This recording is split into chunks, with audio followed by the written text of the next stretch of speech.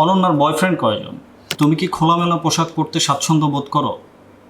হ্যাঁ, মিডিয়াতে কাজ করতে গিয়ে কি কোনো সুগার ড্যাডি মেনটেন করা হয়েছে কিনা তোমার? আসলে ব্যক্তিগতভাবে কেউ একা থাকতে পারে না। তোমার প্রথম মুভি ছিল হচ্ছে যে সুপার হিরো। আগে একটা হিন্দি গান করেছিলাম। নাচটা কি তোমার শেখা হয়েছিল? মিডিয়াতে কি আসলে কেউ কাউকে জোর করে? মিডিয়াতে প্রতিদিনই রেপ হচ্ছে। সৌন্দর্য না থাকলে কখনোই মিডিয়াতে শাইন করা এটা একটু টাফ। আমি খুব সহজে মানুষকে ক্যাপচার করে ফেলতে পারি। প্রিয়া অনন্যা কি দুবাই যায়? আমি আসলে এখনো ইন্ডিয়া পর্যন্তই গিয়েছি, আর কখনো কোথাও যেতে পারিনি, কারণ বাসা পারমিশন নেই। যাওয়ার ইচ্ছে আছে কিনা? দুবাইয়ের উটের দুধ কি প্রিয়া অনন্যা খেতে চায়? পুরুষ ভাঙিয়ে খেয়েছো? যদি কখনো দুষ্ট মন এরকম চায় যে হ্যাঁ মনে একটু দুষ্টমি আসতেছে, তাহলে করব।